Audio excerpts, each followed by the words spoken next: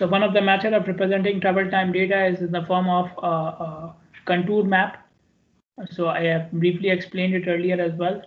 It's like the contour map which you develop for elevations, and the difference is instead of having elevations, line showing elevations, we have line showing different contour, different travel times. And again, it is from a reference point. So this is our reference point. You can see an example here on the slide. So this is my reference point. This circle is my reference point. And from this circle, you find out travel time in different directions. From this reference point, you find out travel time, or you do travel time studies in different directions. And then later on, once you know which segments are at a specific travel times from the reference point, you join those segments. You join those segments. For example, this line, the inner line, is showing the segments, or joining the segments which are at a travel time of 15 minutes from the reference point. So this line, the dotted line, is showing the or joining the segments which are at a travel time of 15 minutes from the reference point. Okay, and then you have this one, the bold line, which is showing the points which are at a travel time of 30 minutes from the reference point. Okay, so I told you earlier as well, these type of studies are done to find out the catchment area for your point, for your facility, from which area normally you can expect that the customers to come and so on. And obviously in this, for drawing a contour map, you need travel time data in different directions of the region. You cannot do it along a highway and draw a time contour map. A contour map, because obviously along one highway, then you don't have any. You don't have, you just have one point for each segment, right? Then you cannot draw a line. So for a contour map, for drawing a contour map or time contour map, you need to conduct the study in the whole region. So you need multiple points which are spread in the whole region, and then you will join all these points. Then we have time versus distance diagram as well. Time space diagram, time distance diagram, time versus distance diagram. Okay, all these different names given to this diagram. So in this diagram, you are representing data which is collected through a test car technique. A test car technique. So you have the driver, you are observing the trajectory or track of the vehicle. Okay, so in this sort of a diagram, again, it is not done for specific segments. Time versus distance diagram are not drawn for one segments or small sections, because in that case you don't need a diagram. There's not much variation in the speed in that case, so you don't need to draw the diagram. So these sort of diagrams are drawn when the vehicles are moving from one point to another point along a route. So you have multiple highways and streets which are coming along the route. Okay, so then you can show all the variation of your travel using a time versus distance diagram. Now on this diagram, you can see on the y-axis there's time, and on the x-axis I have distance. And along the x-axis they have also mentioned the key locations, the important points. And mainly these are the points where you are going from one road to another road. Okay, so you can see the name of the roads. So the Foothill Road starts at point 0. Then at this point, whatever this point is, between 1000 and 2000, you have the Stone Ridge Drive. And then between 2000 and 3000, there's a point which is for Stone Ridge Mall Road.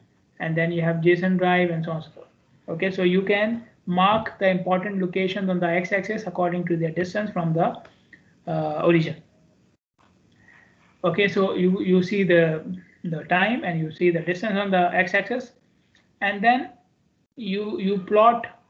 So the bold line is the one which you have actually plotted from the field data. So in the field you must have measured how much time the vehicle took to go from point 0 to cross 1000 feet, and then to go to this Stone Ridge Drive, then to the next point, then to the next point. Okay, and then you plot them.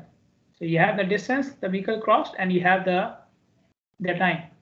Okay, at which the vehicle reached that point. So you plot it. Okay, you have both the points, you can plot it. Now you see a dotted line here as well. The dotted line is plotted by ourselves. Again, using the field data, but not directly using the field data. It's an indirect use of the field data by calculating the average speed. So first of all, you find out the average speed. Find out the average speed. How to find out the average speed? You know the total time taken by the car and you know the total distance traveled by the car. So this will give you average speed, distance upon time. Total distance upon total time. This will give you average speed. Then using that average speed, you plot this line, the dotted line. So using that average speed, you find out how much time it will take to cross 1000 feet, 2000 feet, 3000 feet, and you draw the line. Okay, find out the time to go from point 0 to different points according to the average speed, and then you plot these points and you draw the average speed line. Okay, so you can see the slope, the average speed line has a constant slope because it is for one value of speed. Okay. Now coming back to the line, the bold line which is drawn for the trajectory or movement of the vehicle, you can see at some points this line goes vertical. At some point this line goes vertical. So vertical means what? At this point, what has happened at this point to make this line vertical? When will this line will become vertical?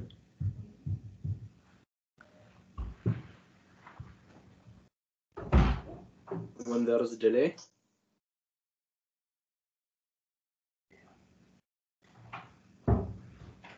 Yes, delay. Yes, delay. Yeah, stop delay. So wherever the line, wherever you have stopping, okay, the line will go vertical because the time is moving and the distance is constant. So that the vertical means at this point you have the stop delay. So you can exactly know where the delay happened, at what point the delay happened. Secondly, you want to know the amount of delay. So you take the height of the vertical part. So the delay happened from this point to this point, like the point of time. From this time to this time, this is the delay. You take the time from y-axis, you know how much the time was, the time for the delay was. So from this trajectory, you can know the point exactly at which the delay happened and the amount of time for which the delay happened. Okay, so you can know these two things. Secondly, let's say somebody says, so from this point to this point, this is one road. Okay, and from this point onwards, you have the next road. Jason Drive is starting from this point. So somebody comes and says, I want to know the speed of the vehicle for this road, Stone Ridge Mall Road. How much is the speed of the vehicle on Stone Ridge Mall Road, which is basically from this point to this point? How do you find out? How do you find out the speed then? If somebody comes and says, I want to find out the speed. Using this diagram, what should I do?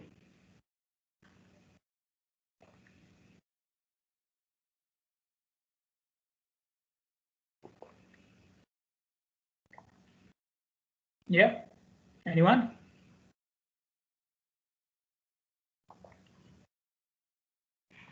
Take the average distance.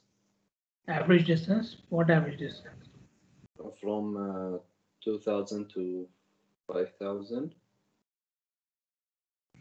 Take the distance, okay, go ahead, then do what? Okay, then plot a line till the upper line and to the time, then we can get the speed. So you are saying something like this. If I understood you correctly,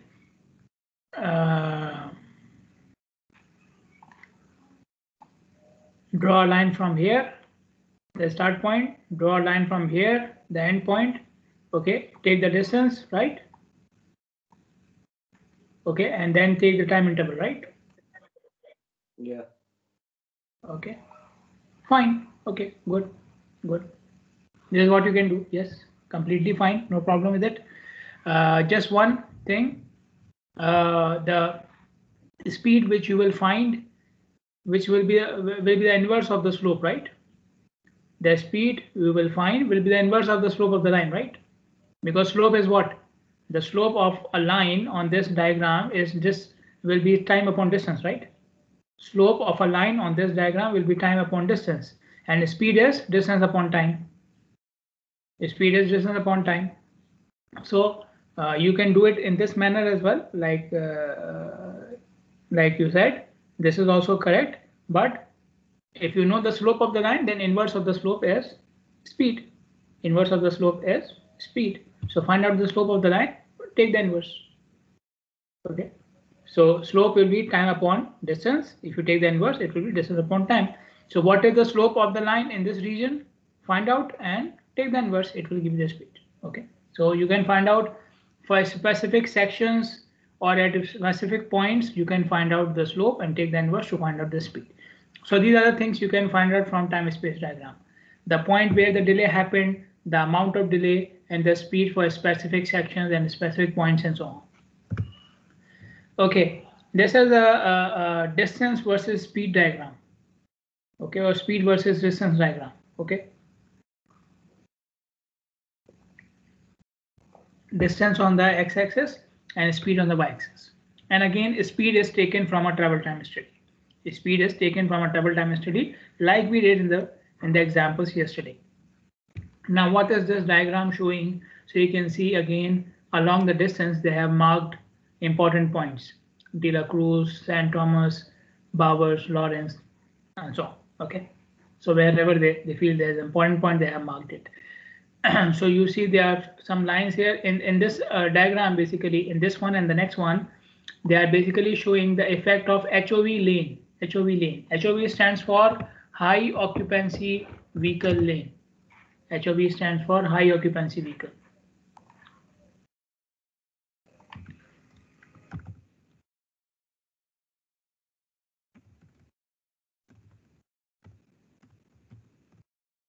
Okay, HOV stands for high occupancy vehicle.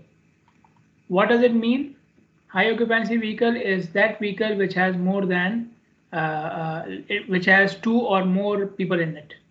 High occupancy vehicle is a vehicle which has 2 or more persons in it. So a vehicle which has only driver will not be counted as high occupancy vehicle. It will be counted as single occupancy vehicle. Okay, so a high occupancy vehicle is a vehicle which has 2 or more persons in it.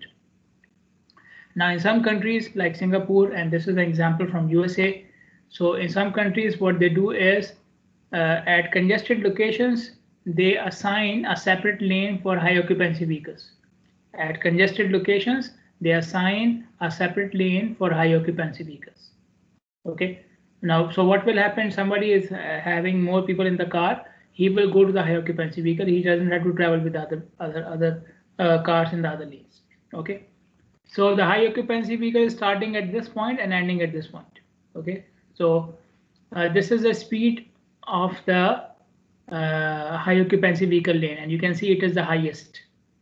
It is the highest. Obviously, there are very few cars which are having high occupancy. So only those cars are traveling from that lane. So that lane is going at high speed. So the drivers which are carrying more people in the car are having more benefit. Okay.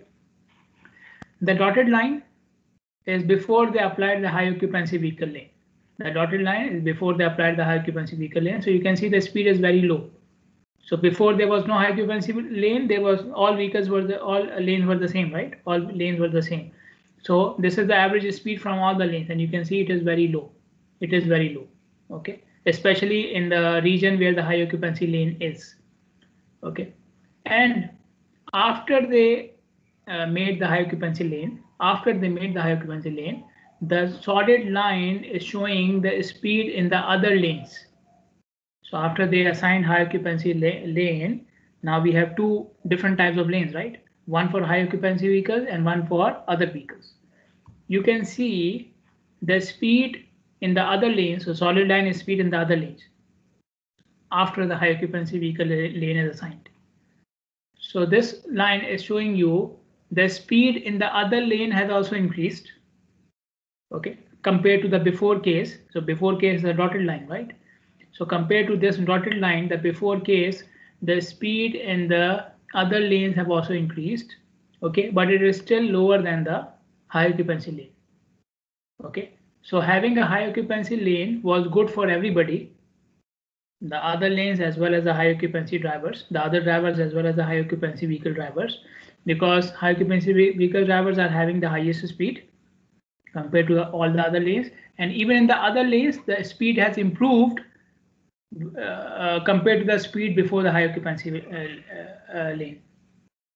Okay, so compared to the high occupancy vehicle lane assignment before the high occupancy vehicle lane assignment, compared to that case, the present case is speed has improved in all the lanes. Okay, but the speed has improved more in the high occupancy vehicle lane as compared to the other lanes. So generally speed has improved, but more benefit is going to the drivers which are having more people in the car. So this is a way of encouraging,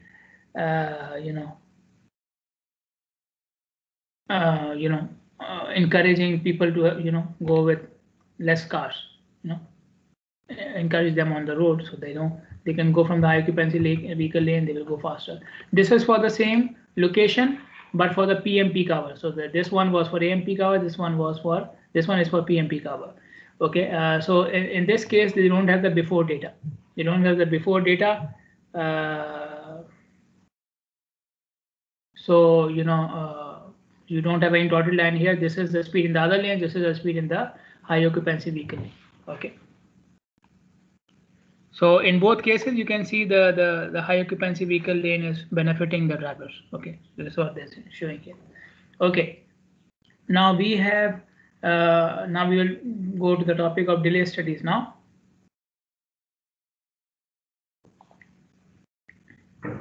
Now in this case, you can see we are talking about intersection delay studies.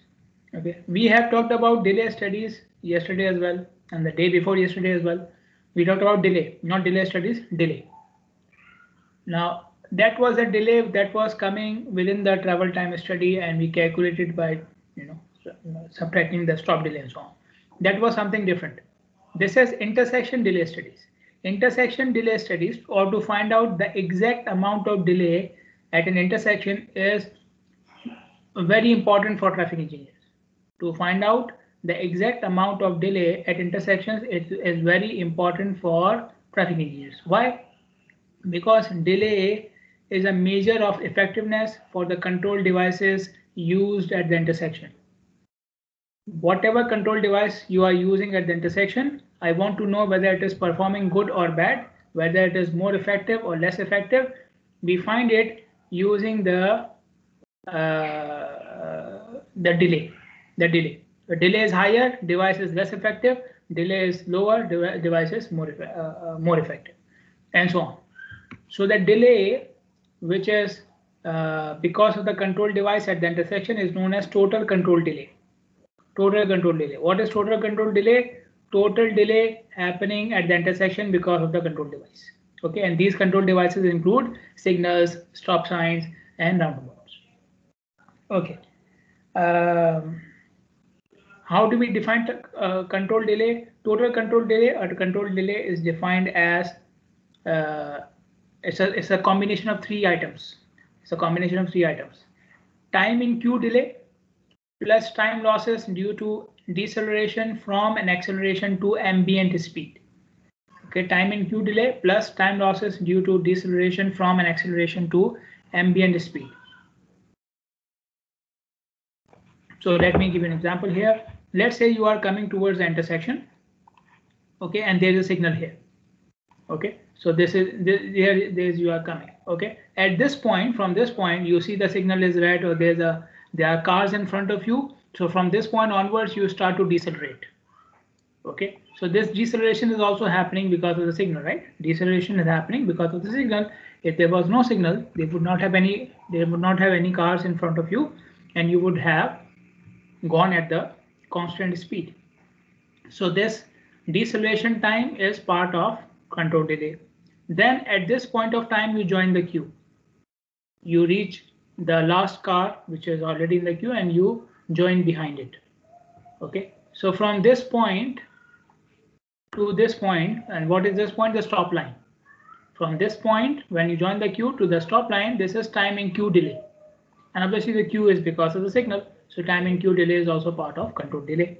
Then from when you cross the stop line, okay, so till the point you reach the stop line, you are part of the queue. When you cross the stop line, you will start to accelerate again. Okay, so till the time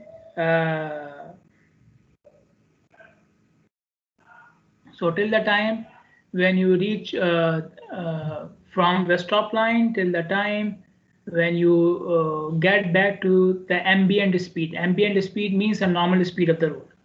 Ambient speed means the normal speed of the road, which would have been without the signal. Basically the speed at which you are initially driving at, right? Your initial speed. So after the stop line, you will try to go back to the initial speed. So maybe at this point you will reach the initial speed. Okay, you will reach the initial speed. Okay, so from the stop line till this point, when you reach the normal speed of the road, the ambient speed, this is the acceleration time. So the acceleration is also happening because of the signal. If there was no signal, then you would not have decelerated or stopped, and then you would not have to accelerate as well. Okay, so all this from this point when you started to decelerate till the point when you reach the ambient speed is your total control delay. Okay, this is a total control delay.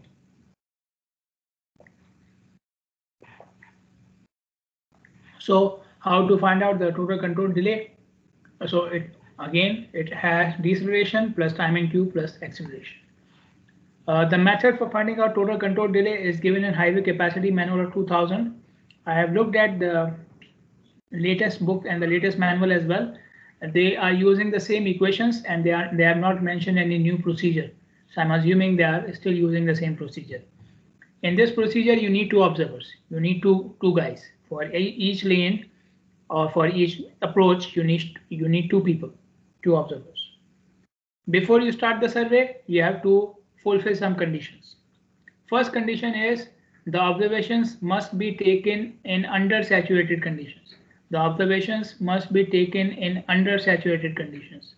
Undersaturated means what? Volume is below capacity. Undersaturated basically means volume below capacity. Okay.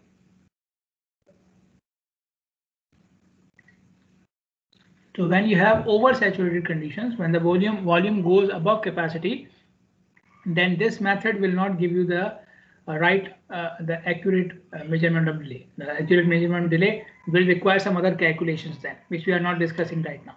Okay, so conditions must be undersaturated, volume less than capacity. Now, how do I know volume is less than capacity? That means before delay, I must calculate capacity, and then I find out volume as well, and then I find out that whether it's undersaturated or oversaturated. No, you don't have to go. You don't have to do all these things. It will just take you 5-10 minutes in the field before you start the survey. Go 5-10 minutes in advance in the field and just observe. What do you observe? First of all, how many vehicles stand in the queue when the signal is red? When they say, okay, first of all, this measurement method is for signals. Okay, and later on we will discuss another method for roundabouts. Okay, so this one is only for signals. Okay, so what are you observing for undersaturated conditions? First of all, the number of vehicles in the queue. Obviously, the queue does not remain constant, right? So you see a maximum number of vehicles. Okay, you go there, stand there for 5 to 9 minutes, see how many vehicles are in the queue normally. Okay, so when the signal is just about to become green, at that time that the queue is maximum, right? When the signal is just about to turn into green, the queue is maximum. So at that time, how many vehicles in the queue? Okay, so they are saying if the vehicles are less than 20, it is undersaturated. Number of vehicles in the queue are less than 20, it is undersaturated. For some conditions, for high-speed roads, you can go up to 25 as well. Okay, up to 25 can also be considered as undersaturated, but less than 20 is undersaturated for all conditions. Less than 20 is undersaturated for all conditions, for all types of roads. Okay, so this is one thing which you can observe for undersaturated. Another thing is this condition. This is also related to oversaturated, which is you don't have any overflow from the previous signal cycle. Don't have any overflow from the previous signal cycle. What is overflow? You come to the signal is red, you join the queue, the signal becomes green and you don't get the chance to pass in that green time. Okay, so you have to wait for an extra red time to pass the stop line. So you are counted in the overflow. You are in the overflow condition, or the signal is in the overflow condition, and the vehicles which are waiting for more than one red phase are basically the overflow, because of the overflow. So again, go to the signal and see 2-3 times when the signal becomes red. Is it enough for all the vehicles in the queue to pass or not? Are some vehicles which are in the queue in this red phase, are they waiting for the next red phase as well to pass the queue? I mean, waiting for the next green phase as well to pass the queue. If it is happening, it is overflow. Okay, so number of vehicles in the queue less than 20 and no overflow from the last signal cycle. No overflow from the last green phase or red phase. These are two indications to show you the signal is undersaturated. If you meet any of these conditions, the signal is oversaturated, then don't follow this procedure, then you have to go to some other calculations. Okay. One more thing which you can find, which you have to find out, is the free flow speed of the road. You have to find out the free flow speed of the road which is coming towards the, or the approach which is coming towards the signal. So I want to calculate the delay for this approach. How much is the free flow speed for this approach? Okay. Now free flow speed, we have discussed it earlier as well. Free flow speed is the speed when what happens? When do you achieve the free flow speed? When capacity is 0, I think. Or something. Capacity is 0. Capacity is 0. You know what it means? There are less capacity. What less capacity?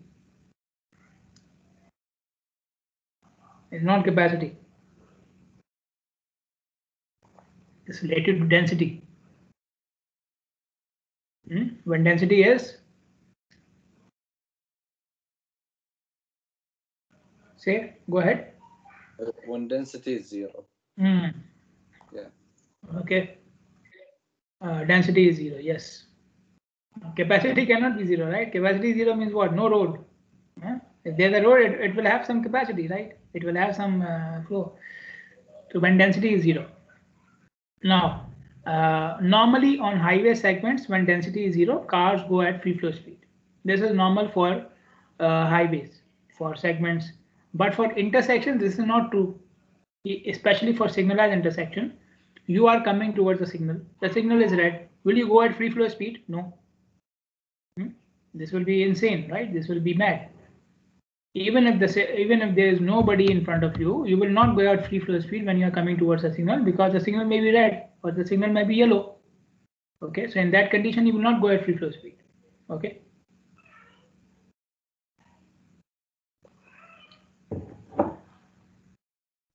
So how do you measure the free flow speed for delay measurement at the signal? We need it in the calculations, but how do we measure it? There are two ways to measure the free flow speed.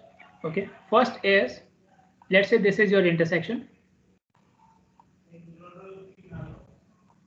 and I am trying to find out the delay of this approach. Okay, I'm trying to find out the delay of this approach. So one method is, you go far from the signal at a point where the cars have not started to decelerate yet because of the signal. So this is the point at which there is no effect of the signal on the car.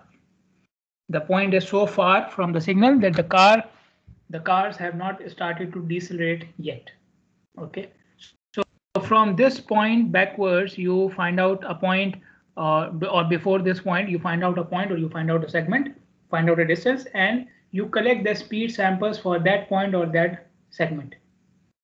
Okay, so one way of measuring the free flow speed, which can be used for control delay measurement, is go to a point where the cars are not affected by the presence of signal, meaning they do not normally decelerate at this point because of the signal. Okay, so you can find out the speed at that point, or you can find out the speed at a segment which is before that. Okay, and that will be the free flow speed, the normal free flow speed of the highway. This method is very convenient, very easy, very fast. Okay, you can finish your observations very fast. Okay, but the only thing is you need to find out a point where this is possible. Okay, and you can find it very easily. Drive over the segment couple of times, you know at what point of time I have to decelerate because of the signal. You can observe it yourself. You don't have to look at the other drivers. So finding out this point where the cars are undisturbed by the signal is very easy. Another method is you can find out the speed of the cars from the intersection itself as well. But then you cannot include the speed of all the cars. You will only include the speed of those cars which arrive at the intersection during green time and there is no queue for them. Okay, if you want to find out the free flow speed directly from the intersection, then take the speed of the cars which arrive during green time and there is no queue in front of them. So they come to the intersection, there is no queue, and they continue at their, the signal is green and they continue at their speed. Okay, so you can imagine that this will take more time, right? Because we have already discussed that you don't need the speed of just 1 or 2 vehicles. You need the speed of multiple vehicles. You have n, you have to get n values. You calculate n values, so maybe you require 300 values. So in one green phase, in one green interval, you may not have any vehicle which are coming without the queue. Okay, so these 300 vehicles may take you 1 or 2 hours. Okay, but if you are doing it at the unaffected segment, then you can take the speed of all the vehicles. Okay, so this approach, the second one, will take more time because then you have to wait for a car which is coming during green without any queue. Okay, so this will take more time. But both methods are correct. You will find out the free flow speed from both these methods. Okay, in the control delay measurement method, you need 2 observers. As I said earlier, you need 2 observers. What is the job of observer 1? Job of observer 1 is that he should take, or he will count the number of vehicles in the queue after a fixed time interval. He will count the number of vehicles in the queue in each lane after a fixed time interval. So you give him a time interval. So let's say he is starting now. Okay, he is starting now. So you give him a time interval of let's say 10 seconds. So he will count the number of vehicles in the queue now. Then for the next 10 seconds, he will not do anything. After 10 seconds, he will count number of vehicles in the queue again, and then he will stop. Then after 10 seconds, he will do it again, and so on. Okay. So important. So this is simple job, right? Give him an interval and tell him after this much time, count the number of vehicles in the queue. Okay, in each lane. That's it.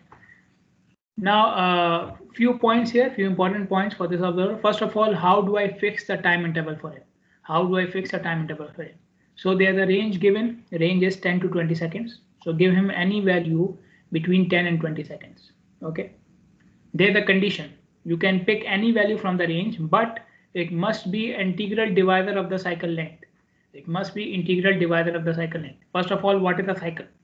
Cycle means when the signal completes all its lights, when the signal completes all its indications. Okay, when the signal completes all its intervals. So what are the signal intervals? Red, yellow, and green. Okay, red, yellow, and green. So when the signal completes red and yellow and green one time, all of them one time, this is one cycle. And the time taken to complete the cycle is known as cycle length. The time taken to complete the cycle is known as cycle length. Okay, so for example, signal starts at 0 seconds and then it finishes. Signal starts red at 0 seconds and it finishes and it becomes red next time after, let's say, 70 seconds. So cycle length is 70 seconds.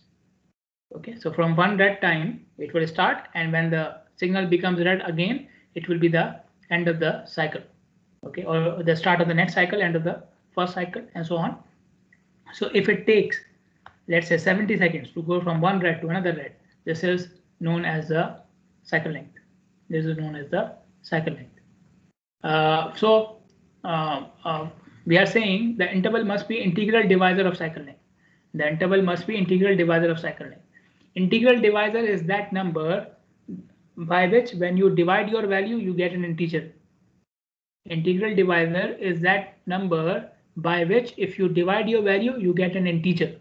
For example, if my cycle length is 70 seconds, okay, and I select the time interval to be 10. So 70 upon 10 will give you 7, right? So 10 is an integral divisor of 70. So 10 seconds can be taken as the interval for observer 1.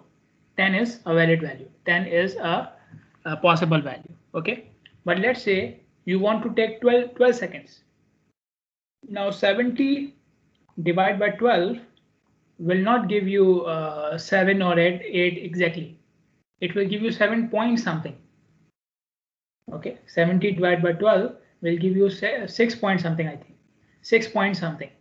Okay, so it is not 6 or 7 exactly. So 12 is not an integral divisor of 70. So 12 cannot be taken as an interval. 10 can be taken. Okay, or any number can be taken between 10 and 20, so that when you divide cycle length with that number, you get an integer. Okay, so the condition is that the interval should be between 10 and 20 seconds, and it should be an integral divisor of the cycle length. Meaning, if you divide the cycle length with that interval, you should get an integer value. Okay, exactly, like without decimals. Now, this observer is counting number of vehicles in the queue. Now, he will keep, or he will count a vehicle in the queue when the vehicle has joined the queue and it has not crossed the stop line if it is going straight. Okay, so which vehicles are in the queue? We have two rules. One for straight moving through vehicles. They call it through vehicles. Through means straight. Through means straight vehicles. Okay, so one is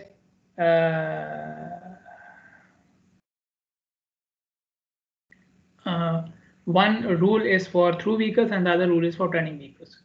What is the rule for through vehicles? The rule for through vehicles is until the vehicle crosses the stop line, it is part of the queue. Even if it is moving, but it has not crossed the stop line, it is part of the queue. So a vehicle comes to the intersection. There are vehicles in front of him, in front of the driver, or the signal was green, the vehicle will come in the queue. Okay, and the vehicle will remain in the queue and will be counted in the queue until it has crossed the stop line, if it is going straight. Okay, so if you are measuring the delay and finding out the queue for a lane in which a straight movement is happening, so then the vehicles will be counted in the queue until they cross the stop line. Okay, if they are turning, so you are doing it for, let's say, left turning vehicles. Okay, so left turning vehicles or turning vehicles will be counted in the queue until they clear the opposing vehicle and pedestrian movements. Turning vehicles are counted in the queue until they clear the opposing vehicle and pedestrian movements. Okay, so for example, I am taking a left turn from here. A car which is coming from this direction is opposing. Opposing means it is conflicting with me, right? It is conflicting. If it comes here, it will have a crash with me. Okay, so this is opposing. And pedestrian, this pedestrian who is crossing in this direction, he is also opposing. He or she is also opposing. Okay, so let's say this is your intersection, although this is the other side. So until you reach the other side, you are turning. If you are turning, until you reach the other side completely, you are in the queue. So for a turning vehicle, the rule is the vehicle is counted in the queue until it clears the path of the opposing vehicle and the pedestrian movement. So it basically means, in simple words, it means until the turning vehicle reaches the side where it wants to go. Okay, so you cannot clear the path of the opposing vehicle and this pedestrian until unless you come to the side where you want to be. So you want to be on this side, so you are in the queue until you reach this point. So until you are completely towards the approach or in the approach where you want to go, you are in the queue. For a turning vehicle, will be counted in the queue. Okay, so a turning vehicle will be counted in the queue until it completely goes into the approach where it was intending to go, where it desired to go.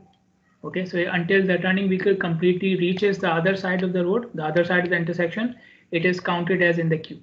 So if you are taking the queue counts for a lane in which they are turning vehicles, so you will keep on counting the turning vehicles in the queue until they reach the other side completely. Okay.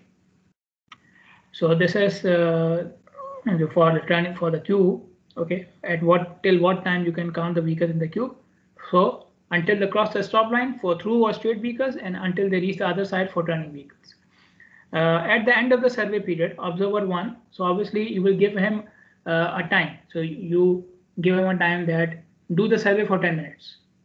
Do the survey for 10 minutes. Okay, so at the end of 10 minutes he can leave, but he cannot leave if there are vehicles in the queue which arrive during the study period. He cannot leave if there are vehicles in the queue which arrived during the study period. Okay, so he was supposed to finish at 10 minutes. At 10 minutes, there are 2 vehicles in the queue. At 10 minutes, the queue count is not 0. So there are still 10 vehicles in the queue. He will continue for extra intervals until these 2 vehicles leave. Until these 2 vehicles leave. Okay, so if these vehicles leave in the next time interval, when he takes the queue count, he can do one more count and go. Okay, if these 2 vehicles are taking 2 extra intervals to go, he will do 2 extra observations and then he can go. Okay, so the observation time, the total observation time for observer 1 will not end until the vehicles which came during the study period have not left. Okay, because the vehicles which are in the queue came during your study period, right? They came to the intersection when you were observing it. So until these vehicles leave, your observation period is not over. Okay, so all vehicles which came during the study period must leave before you end your observations. Okay, so at the end of this observation time, if the queue count is not 0, you continue until the vehicles which are in the queue right now have also left. Okay, then we have observer 2. What is observer 2 doing? He is counting 2 things: number of vehicles arriving, number of vehicles stopped. Okay, so a vehicle comes, he will count it as vehicle arrived. He will add 1 in vehicle arrived. If that vehicle has to stop as well, so that vehicle came when the signal was red, or that vehicle came when the queue was already there, so that vehicle will stop. So he will also count it, or he will also add 1 in the stopping count as well. Okay, so in both counts he will add 1. 1 vehicle arrived, plus 1 vehicle arrived, and plus 1 vehicle stopped. If a vehicle arrives during green time and there's no queue, that vehicle leaves. He will only count it as vehicle arrived and not vehicle stopped. So he will add 1 in the vehicle arrived and not in the vehicle stopped. Okay, and if a vehicle is stopped multiple times, same vehicle stopped multiple times, he will not count it multiple times. So one vehicle is only counted once for stopping. One vehicle, so he will count it as vehicle stopped when it is stopped for the first time. Then it started to move and stopped again, he will not count it again because it's the same vehicle. So one vehicle is only counted as once for stopping. Okay, even if it stops multiple times, it will be counted as 1. Okay, these are the equations which we can use for finding out the control delay. The first equation is for time in queue delay.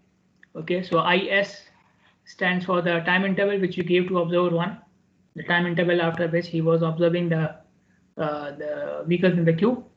VT, the count of total vehicles arrived from observer 2. Okay, so IS is what you gave to observer 1, the time interval which you gave to observer 1. VT is the total time, total vehicles arrived, and this is coming from observer 2. How many vehicles arrived at the intersection during your study period? This is VT. And VIQ stands for vehicles in queue. Vehicles in queue. So this is again coming from observer 1, the observer who was counting number of vehicles in the queue. So for example, this observer was recording values after every 10 seconds, and at the end of study period he recorded 100 values. So VIQ or this term will be a summation of 100 values. Okay, summation VIQ means take all the values from observer 1 and add all of them together, you will get summation of VIQ, and 0.9 is a constant, don't have to worry about it. Then we have VSLC, vehicles stopped per lane per cycle. Vehicles stopped per lane per cycle. So vehicle stopped coming from observer 2, divide by number of lanes, you count number of lanes, divide by number of cycles. Number of cycles I already told you. One cycle is when the signal completes all the indications. One cycle is when the signal completes all the indications. So how many times the signal completed the cycle in your study period? So if the signal went from red to red or green to green 5 times, that means you completed 5 cycles. Okay, so NC will be 5. One thing which I missed earlier, I think I don't remember if I said it or not. You must start your survey when the signal has started red time. Observations of delay are started when the signal starts red time. Okay, so your opening time, your starting time of your observation will be when the signal becomes red. Okay, this is more convenient actually. Okay, then we have FVS. FVS stands for vehicles, fraction of vehicles stopped. Fraction of vehicles stopped. So vehicle stopped upon total vehicles. Vehicle stopped upon total vehicles. Both of these counts are coming from observer 2. Both of them are coming from observer 2. Then D is a total control delay, which we want to find out. So TQ is time and Q delay, FVS fraction of vehicles stopped, and CF is a correction factor, which we will get from this table. So finding out the correction factor, we need VSLC, which we calculated in the previous slide, and free flow speed. So I told you, you must find out the free flow speed before you start the observation. Okay. So for example, your free flow speed is 40 miles per hour. And VSLC is 10 vehicles per lane per cycle. Okay, so 40 miles per hour free flow speed, this row, 10 vehicles per lane per cycle, this column. So your correction factor will be +4. Okay, so this is from where you find out the value of correction factor. I'll just show you this sheet and we will do the calculation on Thursday, inshallah. So this is the observation sheet for observer 1 or for delay measurement. Okay, so you see the general information at the top. Who is doing the survey, company, area name, year, type of area, date, and these things. Then some parameters from the study. Find out the number of lanes, count the number of lanes in your direction. Number of vehicles arrived total from observer 2, write it here. Number of vehicles stopped from observer 2, write it here. In the end, obviously. Must find out the cycle length, so observe the cycle length. Have a stopwatch, observe the total cycle length, because you need cycle length for fixing the interval, right? I told you the interval must be a integral divisor of the cycle length. So you must observe the cycle length before you fix the interval. Now this is the sheet which will be filled by observer 1. These columns, this table will be filled by observer 1.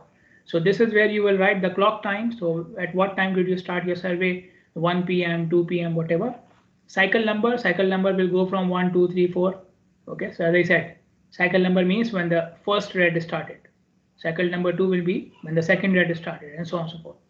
Okay, so for example, you have 60 seconds of cycle length, 60 seconds of cycle length, and 10 seconds of interval.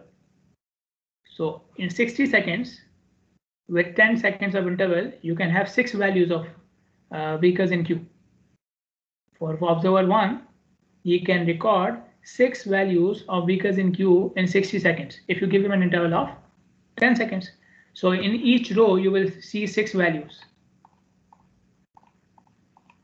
Okay, but for example, if you fix the interval as 12 seconds, so 12 seconds and total time of cycles 60 seconds. So in each cycle, you will have 5 values then. He can count number of vehicles in the queue 5 times. Okay, so it depends how many values you can have in one cycle, depends upon the cycle length and your interval. Okay, so in one cycle length, you may have 6 values, 5 values, 10 values, whatever. Okay, so again, this is just an example. You can have more than 10 as well. Just an example. Okay, so I'm stopping here. If you have any questions, please go ahead, ask me.